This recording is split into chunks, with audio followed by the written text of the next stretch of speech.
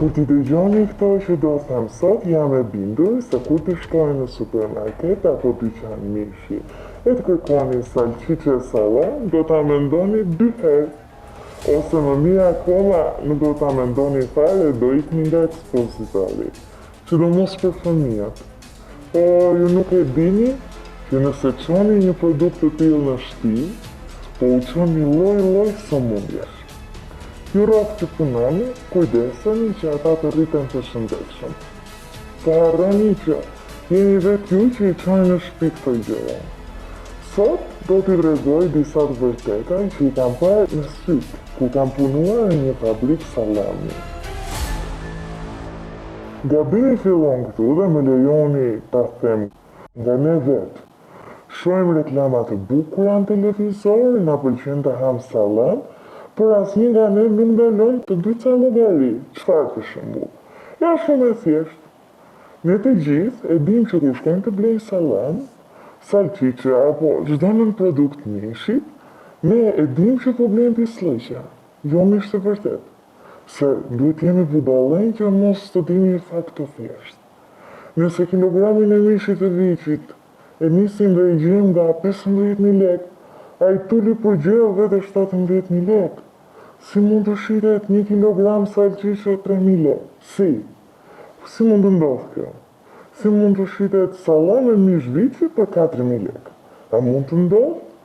Ja ullu një bëj një vetë llogarit, për nuk del. Ndaj them që ne vetë dim që po blejmë kush e di se çfarë, e marrim në mend.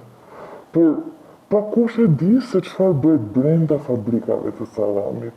Dhe unë jam një nga ata që kam zgjedhur të flas sot. Unë kam punuar për vite në një fabrikë sallami në repartin e përgatitjes. Dhe e di çdo gjë që ndodh aty brenda. Por le të marrim në radhë e para. Nga mishi që përdoret, lexoni në etiketë mish viçi, mish pule, asgjë nuk është. As 1% të mishit të viçit apo të mishit të pulës nuk ke në përbërje. Që ditën e dytë të punës atje, e kuptova shumë mirë si funksionon dhe puna në një fabrikë sallami. Dhe që nga ajo ditë, unë nuk e kam lejuar familjen time të hajë produkte të tilla, qofshin nga Shqipëria, qofshin nga jashtë. Ne nuk na vinte mish viçi në fabrikë. Nga i mishi që ne shikojmë në dyqanet e mishit, pa mishi plot, një viç po them me pjesët e tij. Nuk e kam parë kur. Ne na vinin mbetjet e mishit, ato që mbeteshin pasi pastrohej mishi. Vete ti edhe merr mish tur, për shembull për gjell. Ato që mbeten, djamrat, pjesët e këqija na vinin ne. Ose kockat, këmbë, kokë, lëkura e derit shumë, po shumë fare, na vini me tonelata. Kocka më shumë, sepse me to bënim timan, një proces shumë i rëndësishëm në fabrikat e sallamit. Kockën e bluani, kishte shumë raste që harronin aty jashtë para futur në frigorifer. Ne i quanim timan. Ishte shumë e rëndësishme ta fusnim në frigorifer, se nëse rrinte jashtë, au bëj qull, lëshon dhe uja. Hot dogët bëhen me tima, me kocka të bluara. Aty ka më shumë se sa në produktet e tjera. Praktikisht, nëse ha hot dog, ti ha past kockash të bluara.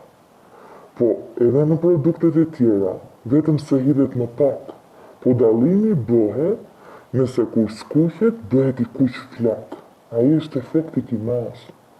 Nëse lëkura e derit, edhe kjo është shumë e përdorur, tek ne përdori shumë se ne shisnim edhe prosciutto. Lëkura e derit, kur kalon në një proces, bëhet si fije të vogla, si flok, si kadayif, tamam. Nëse sot del edhe blen një sallam, çfarëdo lloji sallami, nëse she ato vijat e vogla të bardha, ato janë pjesë nga lëkura e derrit. Tek prosciutto, tek sallami, kremviçe, edhe salqiqe, të gjitha i kemi. Në përbërje pastaj që të japin idenë e shijes, freskisë, ka shumë përzierje, edhe masaj që i hidhnim shumë erza, ngjyrues me shumicë, se sa më shumë ngjyrë të qelet të fortë të kishte produkti, ishte më joshës për klientin. Nga vinin pjesë të mishi, ishin nga importi apo produkt vendas? Një zot e di nga ku, por ka patur raste që kishin etiketa të huaja që tregoni se mund kishin ardhur me kontenjer nga jashtë. Në këtë raste ne nuk na vinin vetëm mbetje, na vinin edhe pjesë të plota. Të tjera pastaj besojnë nga vendi jonë, madje mes nesh, thuaj me shaka kur na vinte ndonjë furnizim i mirë, në kuptimin që kishin pula të plota apo cop mishi, thoni me shaka që ka plasur ndonjë sëmundje andej që na i sollën këtej. Se edhe kjo është një praktikë e njohur dhe sa kanë dalë lajmet me skandalet të tilla, e kemi kuptuar me njëherë që është edhe kjo një taktikë. Pronarët shkojnë në fabrikat e mishit apo pularive edhe marrin skarsot, ato që mund të jenë të sëmura, që nuk mund të tregtohen ashtu. Vini tek ne dhe kalojnë në bumaticën e sallamit. Aty që të gjeje, ka pefut. Asnjë nuk pyet pse. Qysh e tek? Asnjë. Kishim sigurisht gramaturat, makineria bën punën e vetë në ndarje, nuk ishim punë ne manualisht.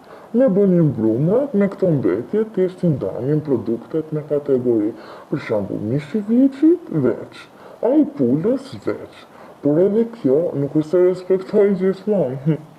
Asnjë nuk e njeh nëse është e vërtet pulë apo viç. Mbyten me koncentrate pulë atje edhe ti do betohesh që është pulë, mashtrim i madh. Po ne merrnim shumë, mund të shkonte mbi 1000 tonë në vit, se prodhonim shumë lloje, vetëm se në etiket pastaj, në faktura doganore, kryesisht se aty stofarieri, aty nuk shkruaj vetëm Shqipëria, por shkruaj Brazil, Serbi, Maqedoni e shumë të tjera. Pastaj edhe një tjetër llogari që duhet ta bëni është shumë e lehtë. Ne, si që thash, merrnim mbi 1000 tonë mish, mbetje mishi më saktë. Edhe nga këto prodhonim 3000, 4000 tonë. E kuptoni tani? Si prodhojmë më shumë produkte mishi frigoriferik nga ai që importojmë. Është e thjeshtë për ata që duan ta kuptojnë. Një tjetër gjë që pak njerëz e dinë dhe e marrin për të mirë që është edhe cipa jashtë salqiçeve, sallamit e këtyre produkteve të tjera. E kemi parasysh atë cipën e hollë fare? Që shumë njerëz e hanë bashkë me të sallamin e të tjera miq?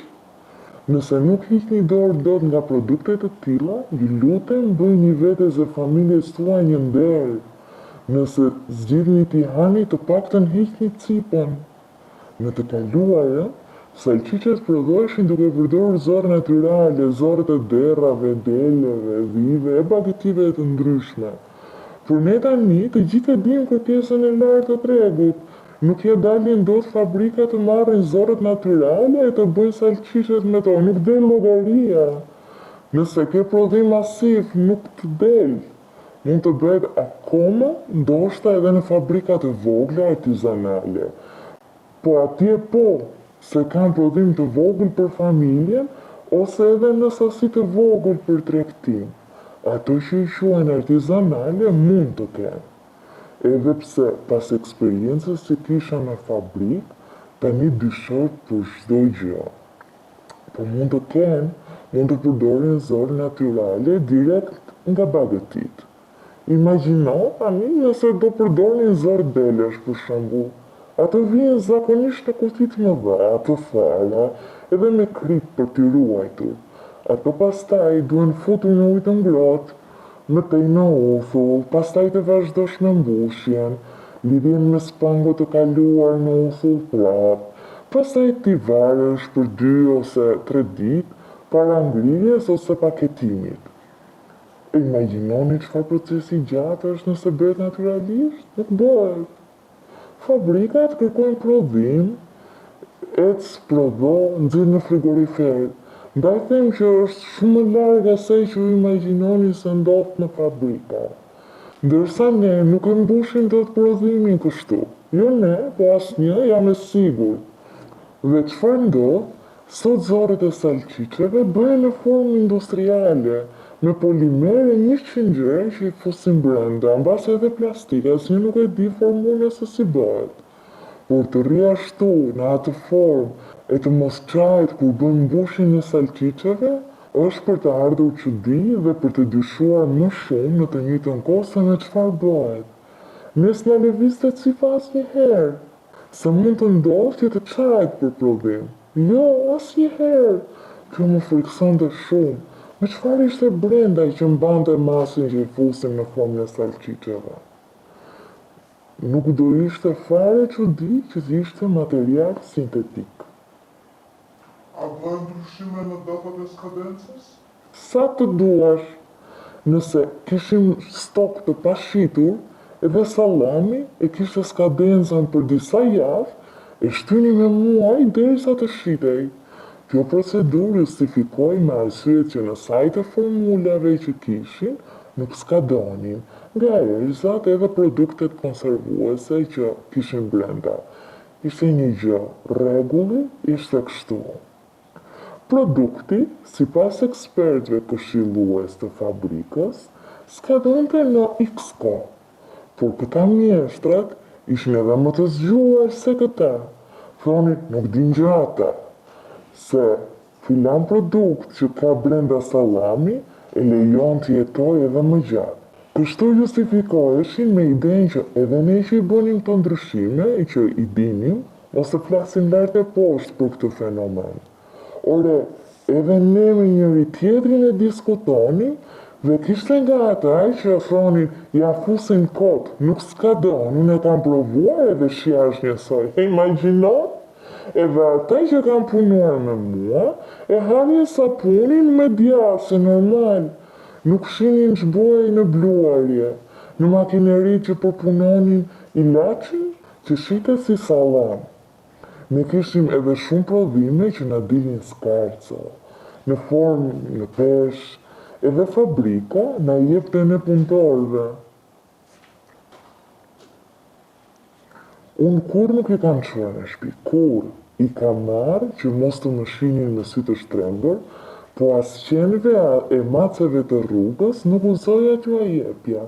I merrja edhe i hidhja në koshin më të afër që gjeja. Një tjetër gjë që më shqetësonte ishte se si nga pakujdesia ndonjëherë se ishim me tunet e gjata, na binin në shesh copat që do hidhin në brumatrice. Njëherë më ra një qese, më hap, një qese me mbetje mishi. Nxitova ta merrja dhe ta hidhja në kosh, por s'më lanë. Ishin ditët e para që kisha nisur punë, nuk e dija tamam si funksiononte. Erdhi një shoqe që punonte me mua, më kapi nga krahë, më tha, mos, që bën? I dha atje se na bëjnë llafe. Atje kishte fjalën për në brumatrice. Njëherë që kishte ndodhur, më tha kjo shoqja, që njëra si puna ime, që sa kishte nisur punë, kishte bërë të njëjtin gabim si unë, i kishin hequr ditën e punës. Nuk guxonte njeri ta hidhte në kosh. Binim në shesh e direkt në brumatrice. As një firo, as një gjë e dhur poshtë, siç ndodhte edhe me pjesët e mishit, që kush e di çfarë pjesësh ishin e çfarë mishi kishin brenda. Çdo gjë shkonte në brumatrice për të përgatitur masën. Edhe unë kështu doja, se doja të mbaja vendin e punës, të çoja lekë për fëmijët në shtëpi. Dhe shkollajt e thuash si punoja atje, kur e shikoja se që bëj. Po pa punë nuk mund të rria. Kisha fëmijët për të rritur. Ndaj, ula kokën e punova me rregullat e tyre. Po nëse dikush më pyet, patjetër që ju them se që bëhet. Po kontrollet vinin? Në fabrik? Po vinin, po dihet se si funksionon kontrollet në Shqipëri. Fabrika që punoja kishte shumë emër, edhe me dua mos dije muhabetet e tyre tani. Unë nuk di ndonjë episod të kem parë apo dëgjuar se këto ishin marrëveshje që merreshin shefat Jo, ne punëtorët e thjesht.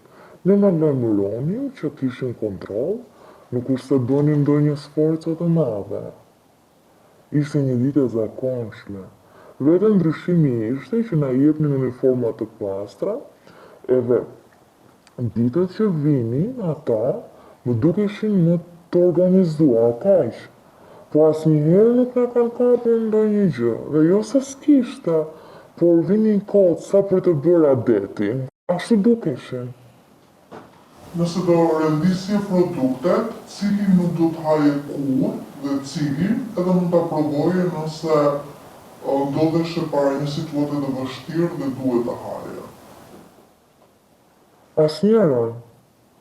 Asnjë nga këto nën produktet e mishit, ato që rrinë në frigorifer. Por nëse do isha detyruar, se di, nëse do mbetesha një ditë pa ngrënë e do kisha në frigorifer të produktet, ajo që nuk do të haja kur janë hot dog. Pastaj vinë salçiçet. Janë aty si produkte, as hot dog, as salçiçe nuk do haja kur. Të tjerat pastaj e njësoj, ju thash. Nuk e di këdo zgjidhja, se edhe salami është pa një asnjëra nuk do haja. Se këtë zgjedh, se di, të zgjedh prosciuton, mos more më keq akoma. Apo ato salçiçet e tymosura, më keq akoma, imagjino me gjithë shtesat që kam brenda, kalon edhe në një proces kimik që e bën atë efektin e tymosjes. Nuk e di, do vdisja. Edhe asnjë nga këto nuk do haja. Se në të dyja rastet, vdekjen e kam të sigurt. Ka një shprehje që thuhej edhe tek ne shpesh. Mos pyet si bëhen. S'ta e therë në cilën fabrikë punove. Po ku zjeni bes ju gazetare t'ju a them, pastaj ato kanë dalë në lajme, i bini, po të kërkoni dallohen. Ora ne dim, po thamë të na e thua shti apo jo? Jo, s'ju zë bes edhe kaq edhe bëra mirë se doja ta tregoja.